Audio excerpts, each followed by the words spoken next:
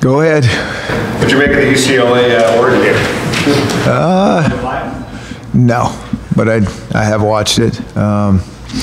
You know, I think, I mean, it's exactly what I've been saying for, you know, we started this season. I think anybody, there's so much parity in this conference, and you never know what's going to happen from week to week.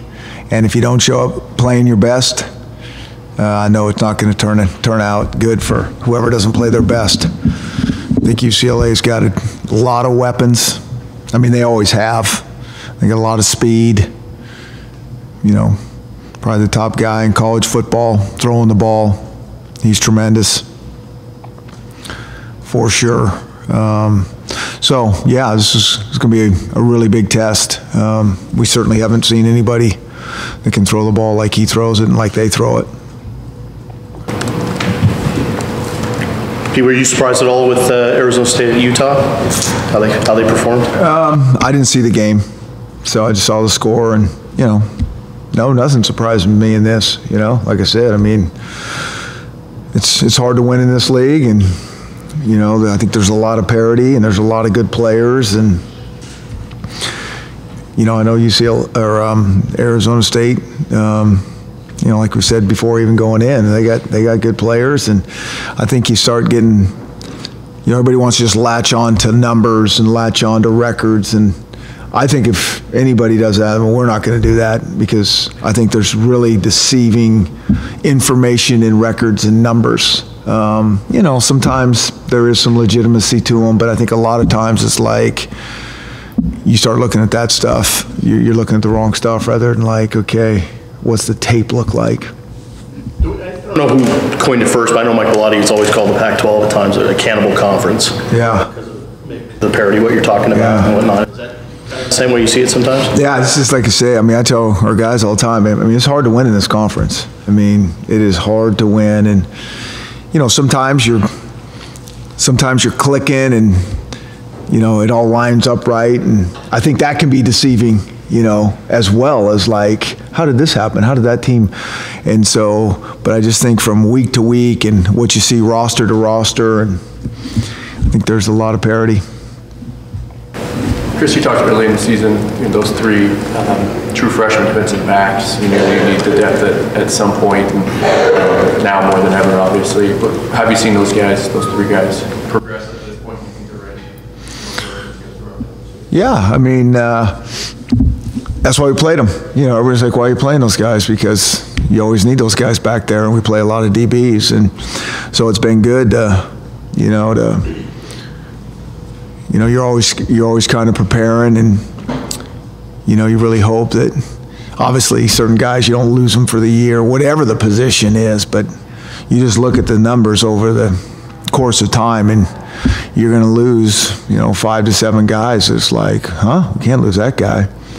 And that seems to be one of those positions.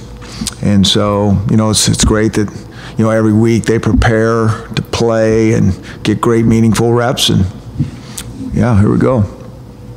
What makes the UCLA pass game so dangerous, and specifically Josh? Yeah, is that a trick question? Have you watched the tape? He's, I mean, he's an elite thrower, you know. I mean, he is accurate. He throws with anticipation. He's excellent in the pocket. I mean, it's all the things. Like, you guys always ask me about, what's the things? I mean, he's got them. He's accurate. He throws with anticipation. He's great in the pocket. What about the guys catching? Yeah, and so he's got, I mean, UCLA always has, you know, we didn't play those guys the last couple years, but all my experience of playing UCLA is over there from way back. I mean, they always have tremendous speed, really good talent.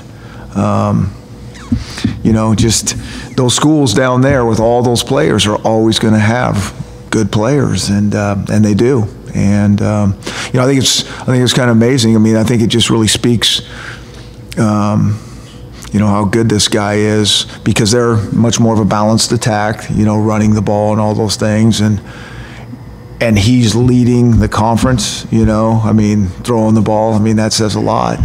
You know, with how Washington State throws, I mean, that's what they do, and they do it great. But somebody else is actually leading the conference in passing and efficiency and those type of things. pretty impressive. Chris, can you talk about points of emphasis during the bye week and what you guys got done? Just goes right back to us. That's the point of emphasis for sure. You know, you can sit there and nitpick a game to death and this and, you know, and so it just really goes back to, you know, us being more detailed. I mean, that's what it is. I mean, it sounds so ridiculously obvious. I mean, everybody's doing the big things, and the teams that you really see execute well, it all comes down to details. Whether you having too many negative plays, it's not like it's a detail that really looks ugly, and you don't hit a bunch of explosive plays. There's no detail to that. You know, there's going to be very few times now as we move forward where guys are just running open and huge creases and all those. That goes against the parity that we're talking about. You know, you got to earn things, and it's a detailed game. And so, you know, that's what we look a lot at. How do we help our guys be more detailed? You know, it always starts with us as coaches. This is not on,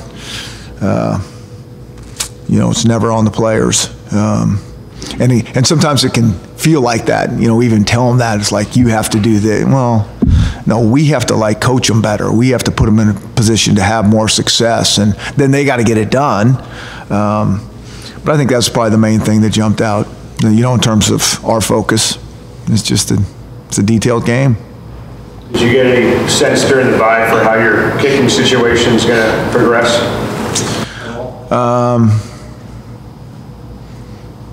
I'll just say we practiced last night, and, you know, Tristan probably has never kicked better.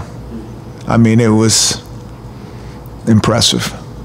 And so, I mean, the guy, he can do it, you know, and Van's kicked well as well, but, you know, we just got to translate that into the game. You feel like Tristan's your guy for now? I mean, we've said all along that Tristan, I mean, he's got a really, just in terms of leg talent, you know, and the ball coming off, it's as good as anyone I've seen for a while. It's just a matter of him being consistent.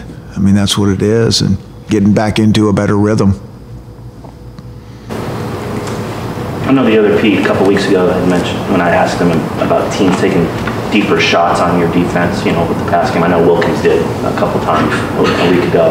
Are you surprised by the fact that so few teams have tried to take shots on your secondary, and would you expect that to change with Rosen on center? I would definitely expect that to change. That's what he does. He does it really well. He can get the ball out fast, and, you know, throws it short, throws it intermediate, throws it deep. I mean, they do it all. They do a great job scheming-wise, and then they got a guy that can make all the throws. I mean, he can just sit there on his back leg and throw a comeback to the wide side of the field, and so he can make all the throws, so we'll see it all. Coach Ben and Tevis have been outstanding in their production this year at Yeah. the position. Talk about those two guys and what they contributed. Been surprising at all to you and the defensive staff? Yeah, Ben is not surprising. I think what's really great is he's gotten better, but he's, you know, he plays with really good quickness, and he has instincts, and he has since he's gotten here, since he's been here for a couple years. And I think he's gotten more reps because he's earned them, you know, from practice.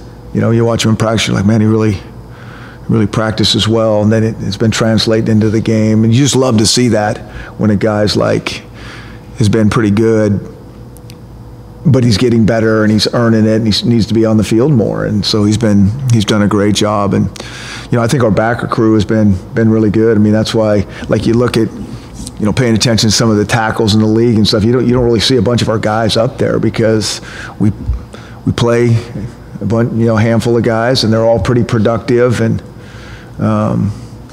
you know, we got a good one coming back sooner than later, and DJ Beavers, and we're excited to get him in the mix, and where we go.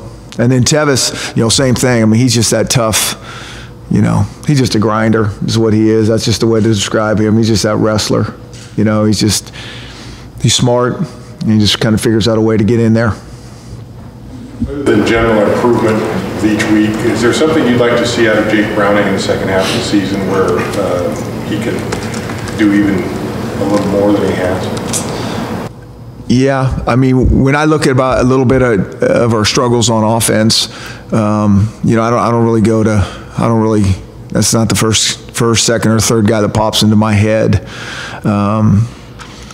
You know, I think he can, you know, always have a ball here or there, a decision here or there, you know, a little more accurate. There's always a couple of those, over the course of some games, but I think we protect the guy and our receivers go make plays for him. That's talk about the detailed stuff. I think we got to, I'm liking the plays when Quentin Pounds goes up between two receivers, and that's what real receivers do. They go make plays, one-on-one. That was double coverage, and just even one-on-one battles. Can we see a guy go up and make a play and say, "Whoa, okay, that's impressive"? And so those two things is kind of what I'd like to see. I know I kind of veered away, but I just don't. I think Jake has got a tremendous command of what we're doing, and I think he's competing as hard as anybody we have on the team. And I think there's other areas we got to step up, and I think his game will even look better. Did he have any particular troubles with the Arizona State when they were dropping 8 in coverage? That's always an issue.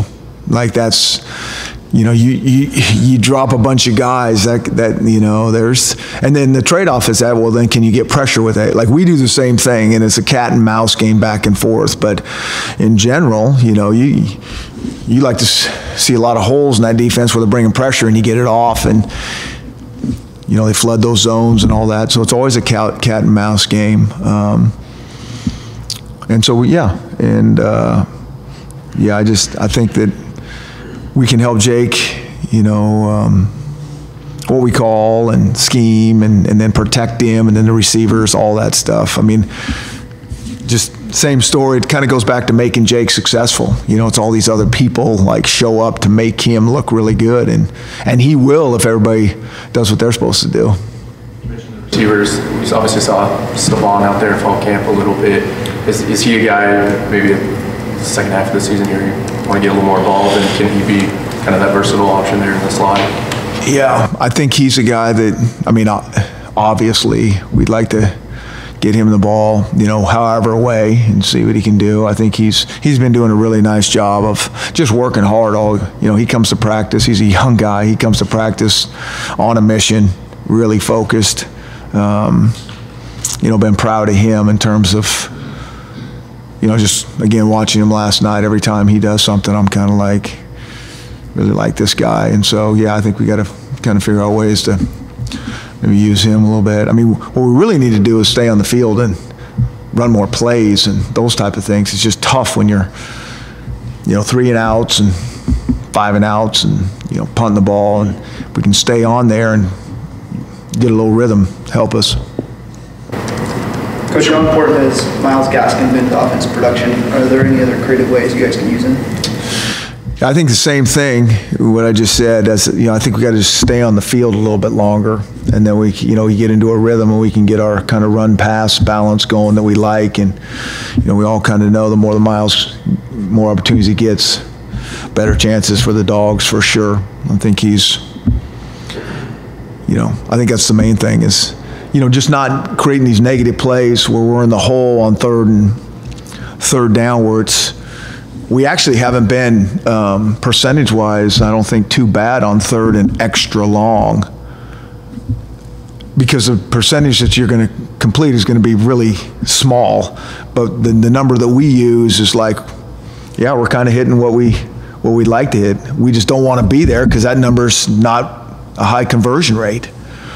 And so if we can stay away from some of those negative plays and stay more manageable downs and get first downs, and we can give Miles the ball more. Chris, given the practice yesterday, what was the mood given that they had a whole week to kind of absorb the result? Yeah, I think it was good. We haven't just let this thing go like, oh, well, those games happen. That'll never happen around here. So we've had some really heartfelt talks.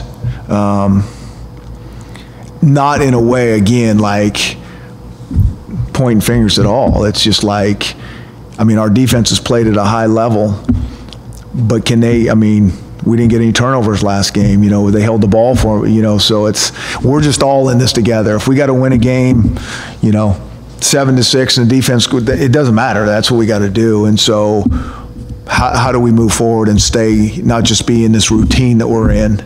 And so, you know, to me, I think it's kind of a reset time, and I think those guys understand that. And I think they did a nice job yesterday where you could feel like we were out there trying to get something done.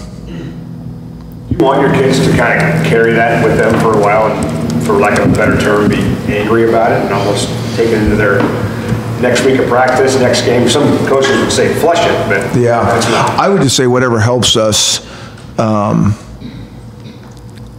like not just go through these. You know, people can just work hard and not get better at all. I mean, I think you probably do that every day, Softy. You know, so.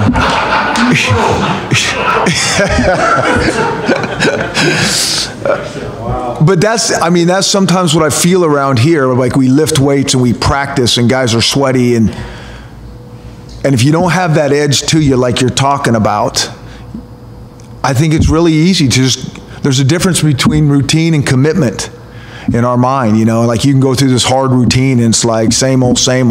Been doing this for, like, you know, we've had 6 games, 7 games, but then you tack on it's a long time, you know. It's very easy to fall into that trap. And so that's what we're trying to do, is kind of shake ourselves out of that and say, hey, if we need to cut down practice, like the instinct of a coach is to practice more and tackle more and get tougher and get more. And really, sometimes you have to fight against that to say, no, maybe less is more with better quality. Sorry, Softy, I was kidding you. Maybe one after that. What about just the 2 backup corners? Obviously having to face Rosen. Yeah. Well, I don't. It doesn't matter. I mean, who's in there? I mean, he's going to complete his passes. He's going to complete passes. I mean, that's what they do, and they are really good at it. And so that's okay. I mean, we just got to reload and, you know, make a play after they make a play. I mean, that's part of this game, what it's going to be. But we'll be challenged. But whether it's, you know, whoever's in there, or backup, not back, it doesn't matter. I mean, he's leading the conference and one of the top guys. I don't even know where he is in the country, but that doesn't just happen by accident. I mean, he's good, and so it'll be a great challenge for our guys in a different way that we haven't really seen yet. Pete, did Dante drop you a line from Houston? He did not. We talked before and after, and he was sporting that Astros shirt loud and proud yesterday around the office. And so, yeah, it's a good time for the Pettis family. Did you get a sense? It's just also with the practice too that guys you talked about hitting the reset button. Did you feel like maybe there was a sense of guys' batteries getting recharged and just kind of trying to push ahead? Yeah, I think so. Like I said, I mean, I think this bye is at a good time where guys, you know, as much as you want to just go back out and practice more and all those things we just spoke about, it's also important, that balance, to really recharge your mind as much as anything and take a couple days to not be in this office. So I think all that was good. And, you know, as we go forward these last month or so, you know, it's important for us as coaches to be really mindful of the balance of not of getting better, but you know, keeping those practices lively and where we're actually getting something done and not just going through the motions. Good. Okay. All right, guys.